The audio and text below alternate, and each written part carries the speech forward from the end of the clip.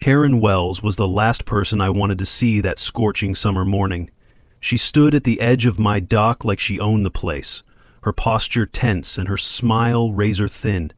A group of contractors trailed behind her, wearing reflective vests that gleamed under the unforgiving sun.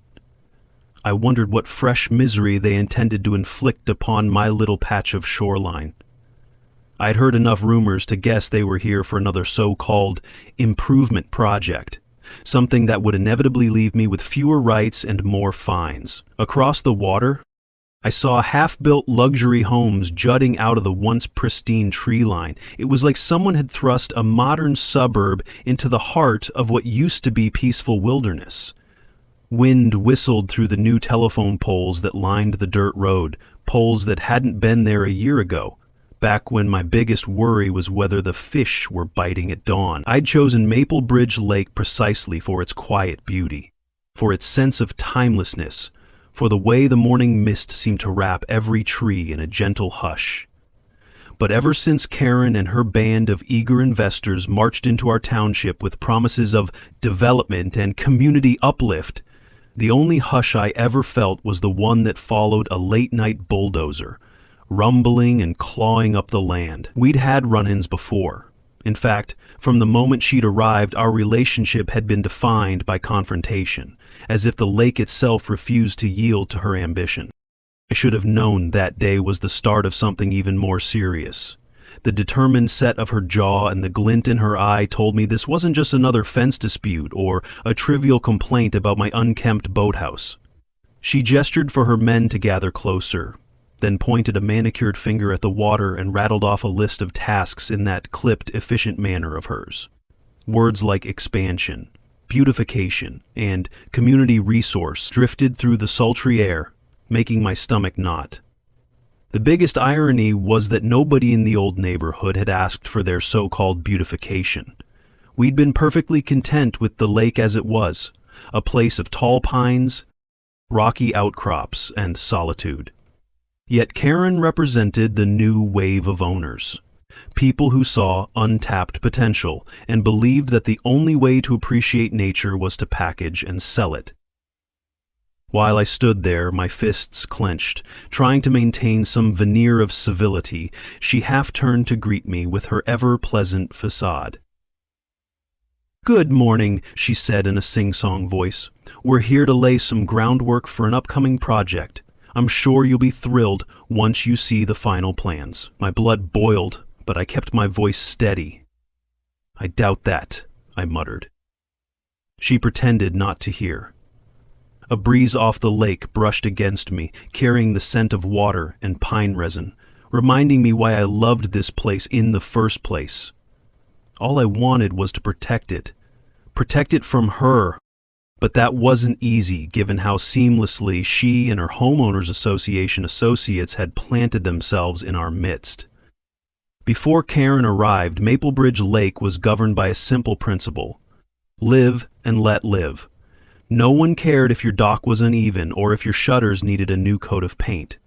The only folks who showed interest in your property were your neighbors, usually offering to lend a hand if you needed it. All that changed the moment an official-looking pamphlet appeared in our mailboxes, bearing the heading, "Welcome to the new Lake Serenity HOA."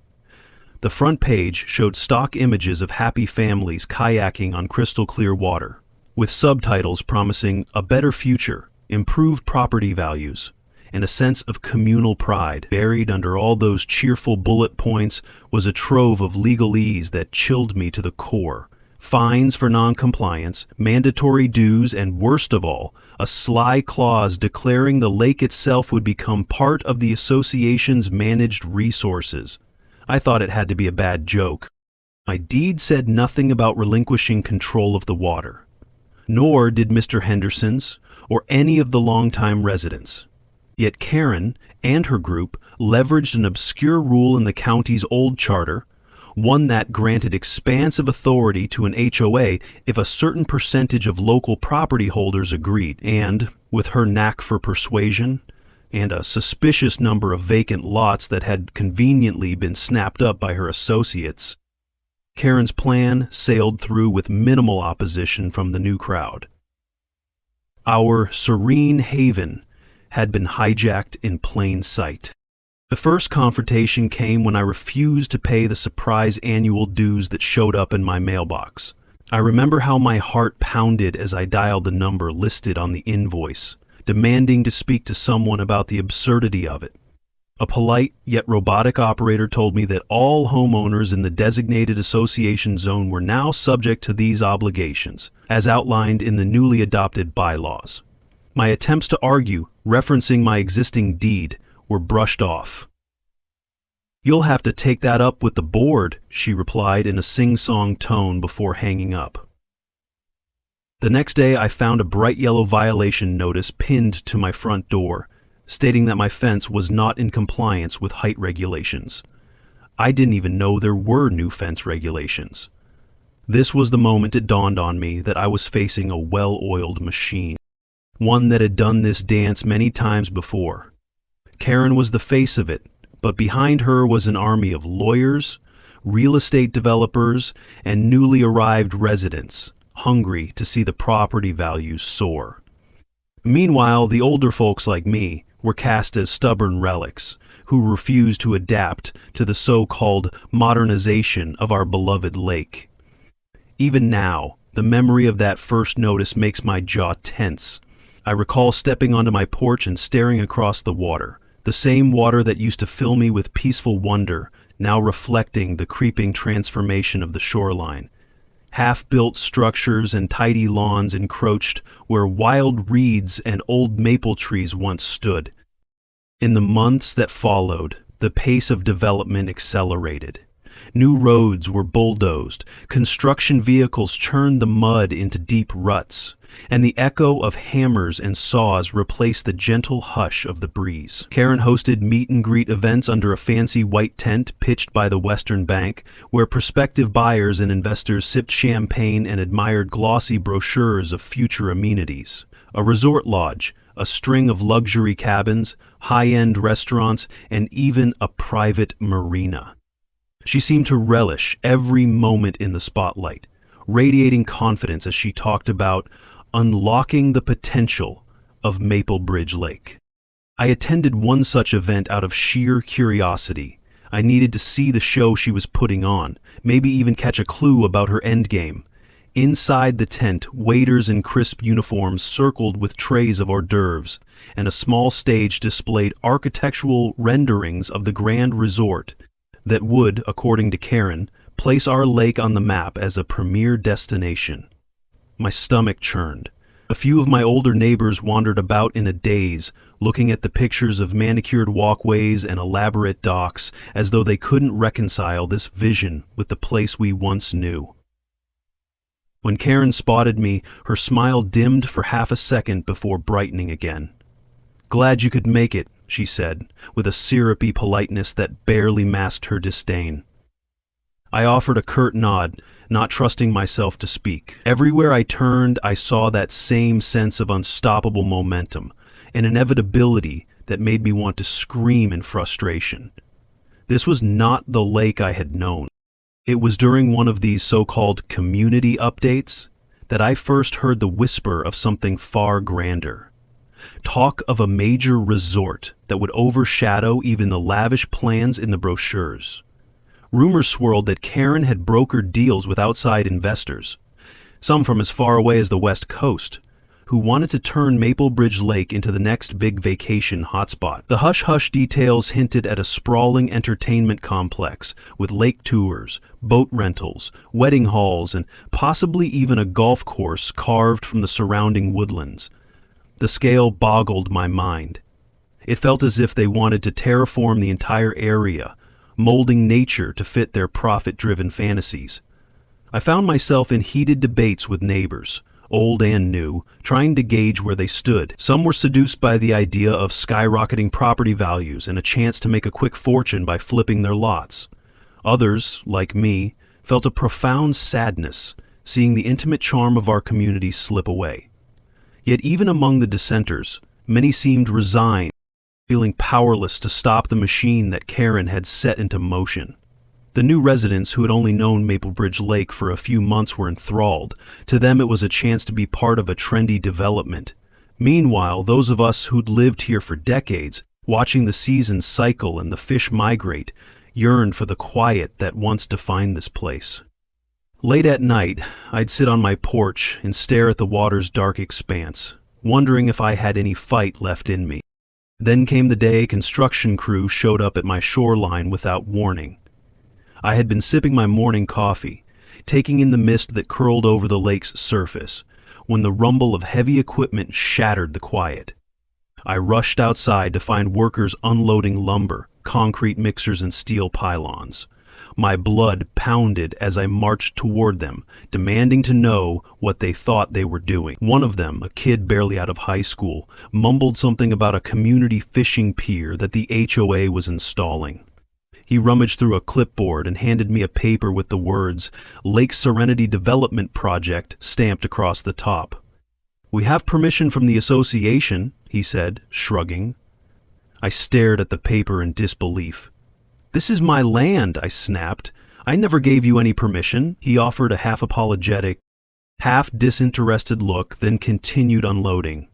Furious, I tried calling the county to lodge a complaint, but each official I spoke with passed the buck, telling me it was a civil matter. Next, I tried the HOA's newly minted hotline. A sweet, automated voice told me to please leave a message and that a representative would get back to me within 2 business days. By the time I slammed the phone down, the pier's foundation had already taken shape, jabbing into the lake like an invasive species. The next morning, I found a notice taped to my front door, fining me for obstructing HOA-sanctioned improvements. It felt like a scene from a twisted comedy, but there was nothing funny about it. I was at my wit's end, trying to juggle these mounting fines while also maintaining my day job at the manufacturing plant. The hours were long, and each shift left me with a deeper ache in my back and a dull fury smoldering in my gut. By the time I got home in the evenings, the last thing I wanted was to comb through legal documents or draft appeals to the HOA, and yet that became my nightly routine. Scouring county records, poring over my deed, rereading the correspondence they sent me, each letter more threatening than the last.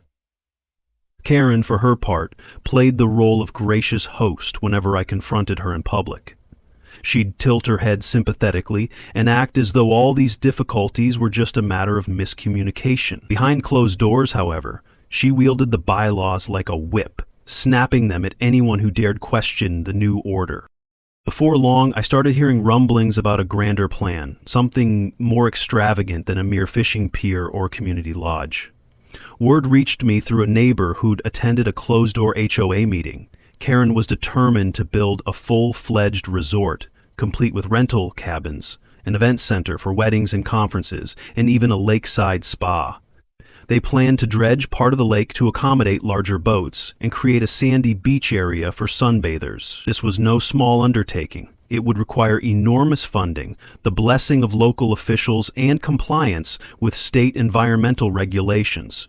But if there was one thing Karen possessed, it was relentless ambition.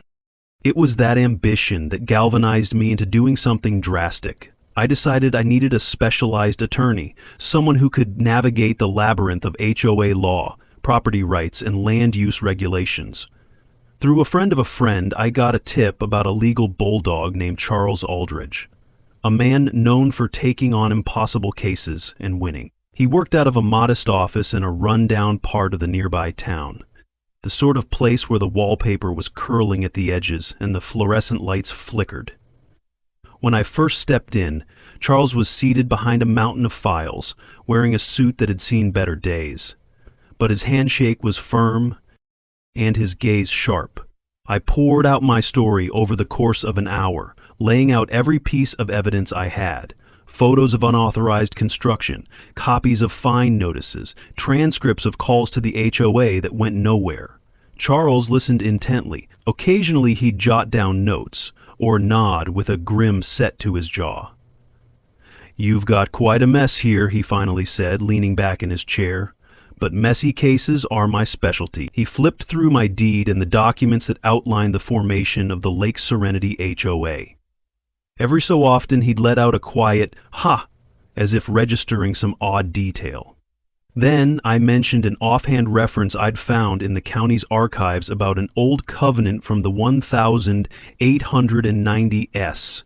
Something about mineral and water rights reserved for a specific tract of land. Charles's eyes lit up like a predator, catching the scent of prey. "Tell me more about that," he said, leaning forward. I explained that during one of my late-night research sessions, I stumbled upon a mention of a covenant, originally drafted by the land's earliest settlers. It supposedly granted exclusive commercial and mineral rights to whomever owned a particular stretch of the eastern shoreline. I showed him a faded photocopy of a log entry from 1897, which contained archaic language I could barely decipher. "If that covenant still stands," Charles mused, "it could mean you hold exclusive rights to the water for any commercial use, effectively blocking the HOA's grand resort plan." My heart thumped in my chest. Was it really possible that a century-old document could topple this modern Goliath? Charles cautioned me not to get my hopes too high. Old covenants could be overridden by later statutes or deemed invalid if not explicitly carried forward into new deeds. But if there was any legal path to shutting down Karen's scheme, this might be it. He promised to dig deeper, to verify whether the covenant had been legally revoked or simply forgotten. Over the next few weeks, I brought him whatever I could find. More references from the county archives, land surveys from the 1930s, and recorded statements from locals who'd heard tales about the original families that settled around the lake. Each new thread seemed to confirm that the covenant had never been officially nullified. Charles's optimism grew. Mine did too, albeit guardedly. We both knew Karen wouldn't go down without a fight. While Charles worked his magic behind the scenes, I endured a daily barrage of indignities at the lake. More heavy machinery rumbled through our narrow roads, flattening the wildflowers and scaring off the deer that used to graze in the meadows. A new wave of flashy newcomers arrived, driving SUVs loaded with paddleboards and teak patio furniture, setting up camp in freshly built homes with panoramic lake views. Social media buzzed with photos of serenity lifestyle, as Karen liked to brand it, featuring curated snapshots of yoga sessions on floating docks and farm-to-table brunches catered by upscale eateries. Meanwhile, the older families who'd lived here for decades found themselves cornered. Some caved under the pressure, selling their properties at inflated prices to developers or speculators, hoping to walk away with a tidy sum before the real storm hit. Others tried to hold out, but the HOA's relentless rules, lawn care mandates, aesthetic guidelines, quiet hours, boat sticker fees, chipped away at their patience.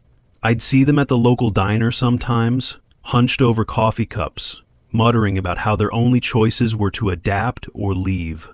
I felt their frustration because I shared it, but a flicker of hope now burned in my gut, fueled by Charles's confidence in that ancient covenant. Late at night, I'd kneel by my rickety dock, letting my fingertips trail in the cool water, reminding myself of what was at stake.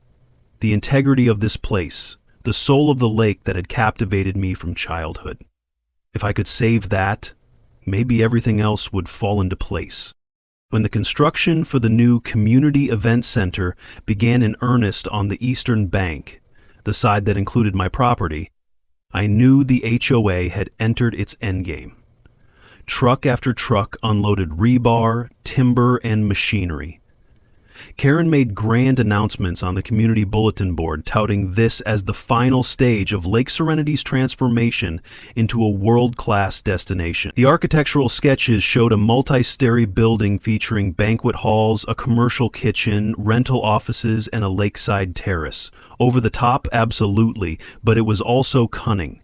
With that center built, Karen would have the perfect venue for weddings, corporate retreats, and weekend getaways. Once revenue started pouring in, she would be unstoppable. Or so she believed. I watched from the sidelines, camera in hand, documenting everything. I snapped photos of the dredging in the shallows, the piles of uprooted trees, and the swirl of debris that stained the water.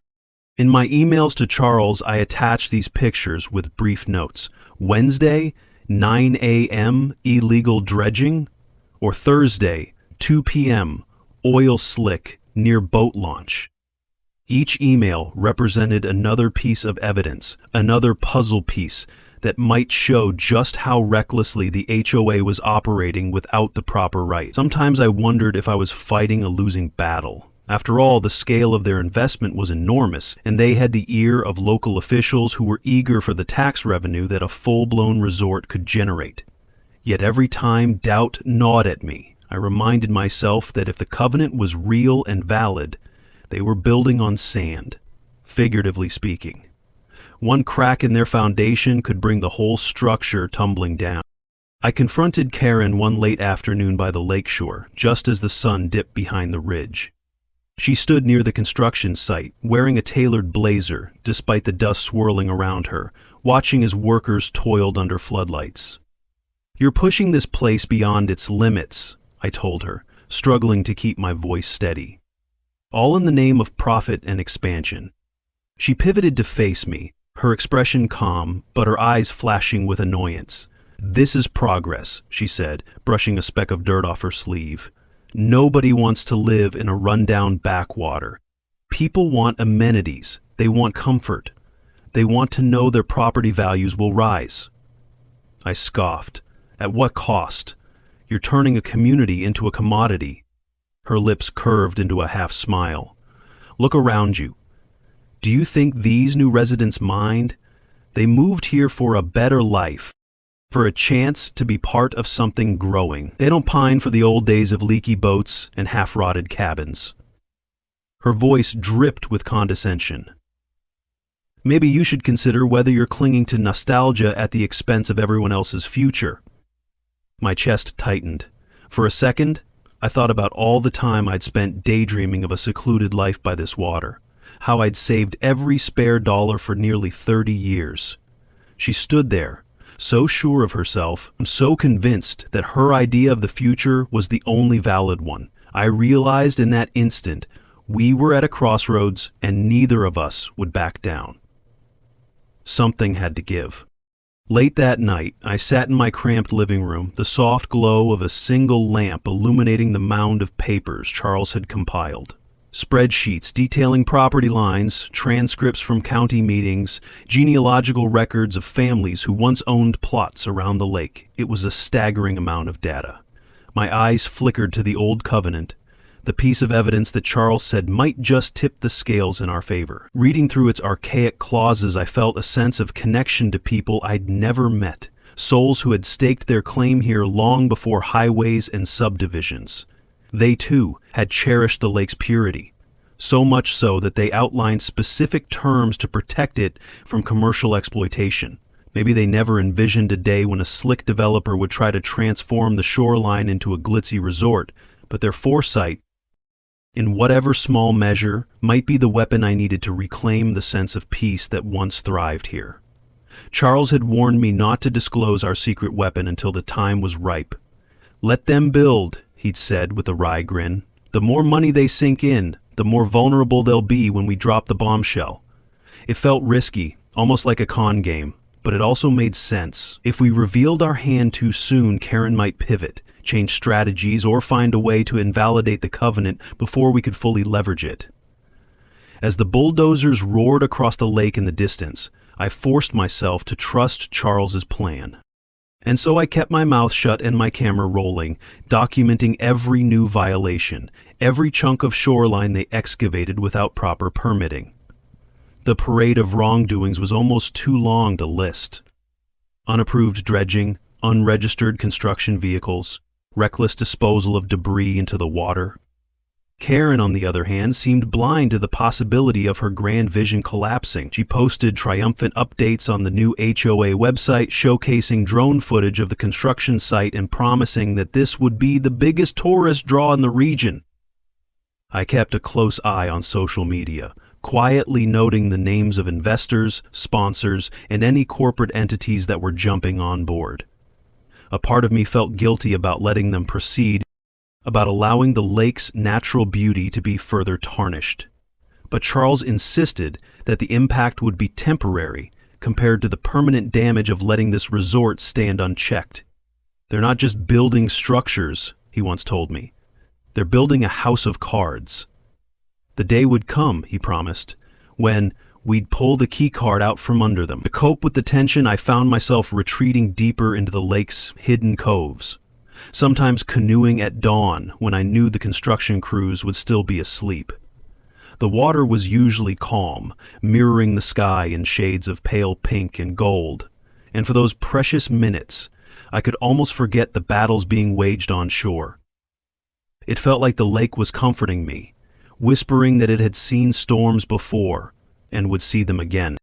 Those stolen moments of tranquility were my lifeline as Karen's project bulldozed forward. The main structure of the event center rose swiftly, its beams and walls devouring a once wooded patch of land that had harbored nesting birds in spring. Piles of gravel lined newly cut roads. Trucks arrived laden with tiles and glass panels, and each new day brought the shrill beep of machinery reversing and the hollow thud of nail guns. The air smelled of sawdust and diesel, drowning out the lake's natural aroma of moss and damp earth. My neighbors were split. Some marveled at the speed of progress, excitedly discussing the potential for jobs and economic growth. Others wore weary frowns, muttering about noise pollution and the disappearance of local wildlife. I tried talking to a few of them, hoping we might unite to challenge the HOA, but many had accepted that Karen's power was too entrenched. They pointed to the elaborate legal team she had assembled, the board members who rubber-stamped her decisions, the county officials who seemed dazzled by the prospect of increased tax revenue. If I mentioned the possibility of an old covenant that could stop everything, they looked doubtful. Sure, they'd say with a half shrug, but what court will side against all these people with money? I tried to keep faith in Charles's strategy, reminding myself that in the eyes of the law, facts could still trump money, provided we had the right evidence at the right moment. My determination hardened each time I stepped outside to another fresh round of intrusion. At last, the fateful day arrived when Karen announced the official unveiling of Lake Serenity Resort, a name that encompassed not just the event center but the entire lakefront development she'd engineered. Flyers appeared in mailboxes, online advertisements popped up, and the local newspaper ran a glowing feature on Karen's vision. She boasted of a wedding hall that could seat 500 guests, a marina accommodating a fleet of rental boats, and a scenic overlook for yoga retreats. The grand opening was scheduled for mid-summer, complete with fireworks and a concert. I received an invitation, ironically enough, hand-delivered by one of the HOA's enforcers. It felt like a taunt, as though they were daring me to witness the triumph I had so vehemently opposed. But Charles and I had our own plans. He'd filed preliminary legal notices, subtle probes that asked for documentation of land use permits, environmental compliance certificates, and other technicalities. Their responses were predictably dismissive. They likely assumed that no single homeowner could derail their juggernaut. After all, they had the county's tacit support and a throng of new residents cheering them on. Yet as the date of the resort's grand opening drew nearer, my adrenaline spiked. We were nearing the culmination of months, no, years of conflict. Every night I spoke with Charles, reviewing the final documentation, verifying the chain of title that confirmed I was the rightful heir to the covenant's privileges. And every night I heard the relentless hammering of nails echo across the water, like the countdown to a showdown I both dreaded and longed for. On the morning of the grand opening, the lake was uncharacteristically still. A thick fog hung low over the water, and the only sound was the distant hum of vehicles arriving with guests. I slipped into my old canoe and paddled toward the opposite shore, a vantage point that allowed me to see the entire spread of the new complex. Even from afar, I could make out the streamers and balloons, the elegant signage proclaiming, "Welcome to Lake Serenity Resort," and the bustling crowd gathering for the ribbon-cutting ceremony. Karen, clad in a stylish blazer, had a microphone in hand, her voice amplified by speakers. She spoke in glowing terms about the transformation we were all witnessing, praising investors, contractors, and homeowners who believed in her dream. Even though I was too far to catch every word, the applause and cheers told me exactly how well her message landed. Part of me felt a sickening lurch in my stomach. They were applauding something that had taken so much from the community I once knew.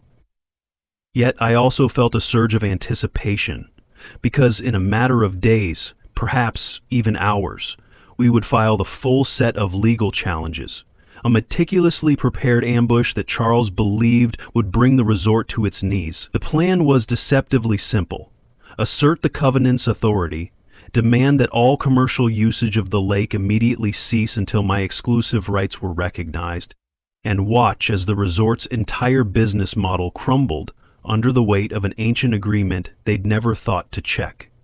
It felt like stepping into a battlefield with a hidden sword. The day after the grand opening, Charles and I marched into the county clerk's office with a stack of papers so thick it could have been a phone book. We filed the official injunction, citing the 1890s covenant and detailing every instance of commercial activity that infringed upon my rights. Accompanying that was a blistering set of documents demanding immediate cessation of all for-profit ventures on the lake. Boat rentals, event bookings, the marina, everything. The clerk behind the counter raised her eyebrows, likely sensing this was no ordinary dispute. Once the paperwork was processed, the wheels of bureaucracy began to turn, albeit slowly. But we'd planned for that. We had also sent courtesy copies to local reporters, environmental groups, and even some of Karen's major investors. By the next morning, the headlines blared: "Shocking Land Covenant Threatens Lake Serenity Resort." Social media lit up with speculation and confusion. Some people laughed at the idea that an archaic contract could override modern developments. Others saw the drama as poetic justice, especially those who'd been steamrolled by the HOA's aggressive tactics. Karen's response was swift. She convened an emergency board meeting, launching a public statement that downplayed our legal claims as baseless. Her PR spin portrayed me as a bitter landowner clinging to obsolete documents. But the damage was done. The cost of uncertainty weighed heavily on the resort's new patrons, who began canceling events left and right. Brides-to-be panicked that their dream weddings might be invalidated by a court order. Corporate clients withdrew, not wanting to risk last-minute fiascos. Meanwhile, Charles reveled in the chaos, though he maintained a calm exterior as he fielded calls from anxious journalists and attorneys from the other side. When they demanded to see our evidence, we gladly provided meticulously scanned copies of the covenant, along with genealogical records tracing my property's lineage back over a century. There was nothing forged about it. We had official stamps, signatures, and references in various county archives. It was a legal relic, but a potent one. Word spread further when national news outlets picked up the story as a quirky human interest piece. Small town covenant shuts down multi-million-dollar resort plan. Investors began expressing concern that they might lose everything if the court sided with me. To make matters worse for Karen, environmental groups now took interest in the lake's transformation, questioning whether the dredging and construction had violated state conservation regulations. Suddenly, Karen found herself fighting battles on multiple fronts: legal, financial, and public opinion. She'd soared too high, too fast, and her golden wings were melting under the scrutiny of the press. Through it all, I spent my evenings quietly on my porch, watching the lights of the resort glow across the water. Too bright and too new for a place that once thrived in peaceful darkness. Part of me felt an odd pang of guilt. While I despised what the development had done, I couldn't ignore that some honest workers were about to lose jobs, local contractors might not be paid, and innocent couples had to scramble for new venues. It was collateral damage to a conflict Karen had started. The backlash mounted. Lenders who had financed the resort demanded immediate reassurance of their investments. Rumors circulated that Karen was scrambling to find a legal loophole to discredit the covenant. She even tried insinuating that I'd tampered with county records, a claim that Charles promptly dismantled with affidavits from multiple archivists. Worse for Karen, certain local officials she'd courted for quick permits and favorable zoning now distanced themselves, worried that the growing scandal would tarnish their reputations. Unofficially, we heard that the county commissioners were furious at her for not doing due diligence on the property rights. The tides were turning. Meanwhile, Charles opened negotiations with an array of parties, each vying for a piece of the lake now that commercial usage hinged on my consent. Private equity firms, national resort chains, and even wealthy individuals who fancied owning a piece of prime waterfront real estate started reaching out. Charles insisted we play hard to get, letting them sweat over the uncertain future of Lake Serenity. He said the longer we waited, the more valuable my rights would become. Logically, I understood the strategy. Emotionally, it felt surreal to see the lake I loved reduced to a bargaining chip. Yet I reminded myself that if I didn't step in, Karen's vision would have swallowed the entire shoreline, leaving nature and longtime residents in the dust. With each passing day, the resort hemorrhaged money. The huge wedding hall stood mostly empty, bookings plummeted, and Karen's once confident updates on the HOA website dwindled to near silence. You could sense the panic behind every statement they released. Then came the phone call that changed everything. A representative from a sprawling hospitality conglomerate, let's call them Grand Horizon, got in touch with Charles. They were known for luxury hotels and upscale retreats, the sort of brand that slapped its logo on plush bathrobes and minted its own scented candles. Their opening offer was significant, but nowhere near the sums that Charles believed we could command, given the precarious position of the resort. He held them off politely, letting them know we had other interested buyers, which was true. Every day, new inquiries trickled in, some more serious than others. Karen must have sensed that a major shift was coming because I started getting personal phone calls from unknown numbers, messages inquiring about a mutually beneficial resolution. I ignored them. The time for polite negotiation with her had long passed. We were on the cusp of a windfall that could reshape my life, if I played my cards right, and yet I felt conflicted in ways I couldn't fully articulate. This lake had been my sanctuary, my dream for decades, and now I was about to sell off not just my land, but also my rights to the water. In doing so, I was effectively ceding control to another corporate giant. But Charles assured me that, in the right hands, the new owners might adopt a more sustainable model, and if not, well, that was still out of Karen's reach. Late at night, I'd pace my living room, the shadow of my old fishing rod on the wall, wrestling with both the excitement and the sorrow of what was unfolding. We held several rounds of negotiations with Grand Horizon, each one feeling like a high-stakes poker game. Their lawyers were sharp, but Charles was sharper, and I'd spent enough sleepless nights reading through documents to know exactly what leverage we had. Ultimately, they agreed to not only purchase my property at a rate that would have made my past self faint with disbelief, but also to pay a premium for my exclusive commercial rights under the covenant. The moment I signed that contract, I would become a multimillionaire. Actually, far more than that, given the final figure. It was obscene, a sum that felt almost imaginary. Yet it was real, validated by the wire transfer statements they'd prepared. On a hot afternoon, in Charles's modest office, we put our signatures on a flurry of papers while two notaries stood by, stamping and verifying. When it was done, Charles extended his hand. "Congratulations," he said, his grin revealing relief as much as joy. I shook his hand numbly, realizing that I'd just exchanged my old life for a new one in the span of a few pen strokes. Perrin and her HOA got the news soon after.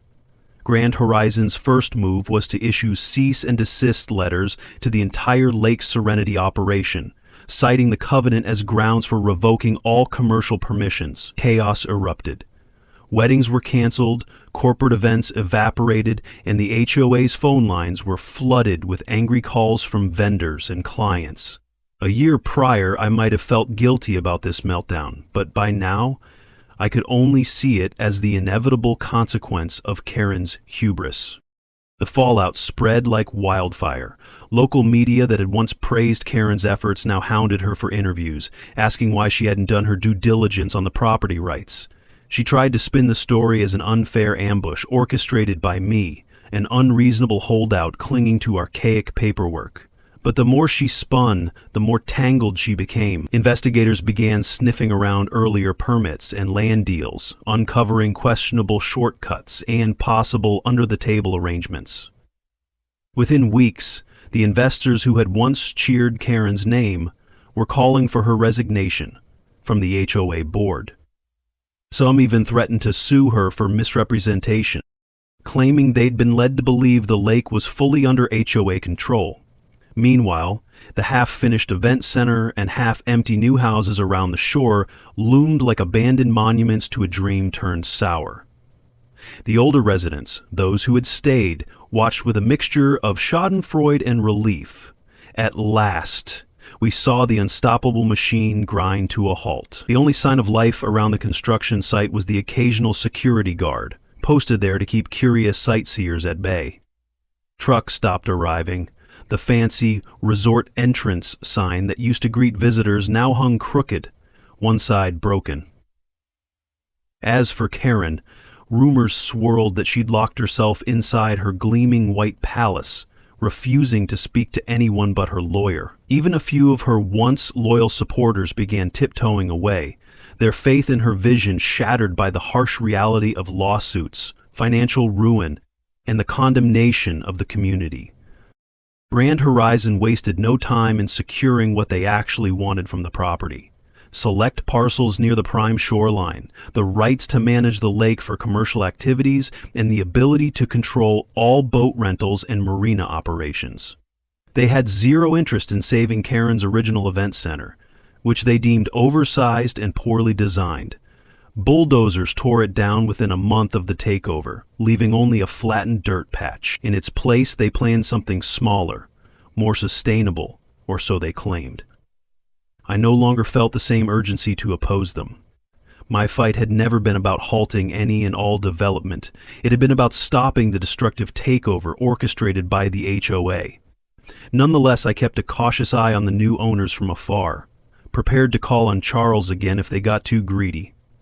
My property, or what had once been my property, was promptly fenced off, with new signage indicating it was under Grand Horizon's stewardship. I heard they intended to turn part of it into a nature trail, but that was just a rumor. I took a drive past the old place a few weeks later, curious to see the changes. My rickety boathouse had been torn down, replaced by a bland, portable trailer that read maintenance office. A pang of loss hit me, sharper than I expected. I remembered the nights I'd sat on its porch, sipping beer while watching the moonlight shimmer on the lake. Now it was gone, my memories sealed behind a corporate fence. Yet in my bank account lay a fortune so vast I could hardly believe it. Despite my newfound wealth, or perhaps because of it, I felt restless and uneasy.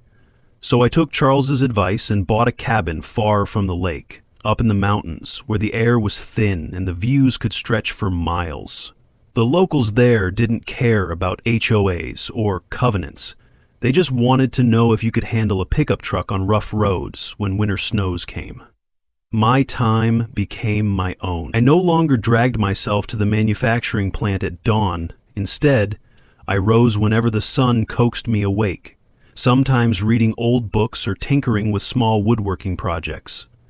Once in a while, I'd find my thoughts drifting back to Maple Bridge Lake, wondering if the fish still bit at sunrise, or whether the loon still cried out across the water at dusk. Curiosity nudged me to drive down every so often and take a peek, though I never ventured onto the property I'd sold. I'd stand on a public overlook or park by the roadside, glimpsing the distant glint of the lake's surface. Each time, I noticed more green returning to the shorelines, as if nature was steadily reclaiming territory once ravaged by excavation. The fancy houses still stood, but many of them were on the market again, listed by owners who'd realized the dream Karen sold them wasn't so dreamy after all. Others remained vacant, their windows gathering dust. I saw a few local children splashing in the water near an old boat ramp, apparently uninterested in whether an HOA rule allowed them to do so. Sometimes I wondered if I'd done the right thing, selling my stake to a corporate giant who might one day replicate Karen's mistakes under a shinier banner. But each time doubt arose, I remembered how close we'd come to losing everything. The lake's serenity, the old folks' sense of belonging, and the delicate ecosystem that was never meant for mass tourism. At least now, the new management had the resources to fix some of the environmental damage, and it seemed they were proceeding with more caution. Perhaps, in a strange twist, my sale had saved the lake from a worse fate. The press moved on to new stories soon after. The hype around Lake Serenity died down, overshadowed by other local scandals and the ongoing swirl of daily news. Karen, as far as anyone knew, slipped away quietly, her once pristine home sold off for a fraction of its worth. Rumor had it she was trying to rebuild her reputation in another state. I felt neither joy nor sorrow at her downfall, just a sort of numb acceptance that people like her rarely stop chasing the next big project. As for me, the money was more than enough to secure a peaceful future. Yet I'd trade a chunk of it if I could stand on that old boathouse again, fish for trout at first light, and hear nothing but the rustle of leaves in the wind. Life, as always, was complicated. We win battles at the cost of losing something we never thought we'd have to give up. But that is the nature of conflict and the nature of life itself. We rarely emerge from war without scars, and we rarely grasp victory without sacrifice. Whenever I reflect on the saga of Karen Wells and her ill-fated resort, I remind myself that the lake was here before us and it will remain long after. My role was merely to guard it for a time, to protect it from a predator in the guise of progress. Perhaps, in some distant future, Maple Bridge Lake will settle back into a balance that nurtures both the wildlife and whatever gentle human presence remains. If so, I like to think that I played a part in ensuring that possibility. For now, I sip my coffee on a mountain porch hundreds of miles away. The air tastes purer here, untouched by the churn of construction. Sometimes a stray bird call pierces the silence, echoing across the pine-clad slopes. I remember the morning I stood on my old dock, eyeing the reflection of the rising sun, feeling I'd found my slice of heaven. Though the physical dock is gone, the memory is not, and no buyout or corporate deal can bulldoze that. In the end, Karen built her empire on a foundation she didn't truly own, and when the truth emerged, her dream collapsed. Ironically, it was the same dream that fueled my own unexpected fortune. So if there's a lesson in all of this, perhaps it's that greed often sows the seeds of its own undoing, and that an unassuming covenant from centuries past can still roar loud enough to topple towers of ambition. I loved that lake, and in some small way I still do.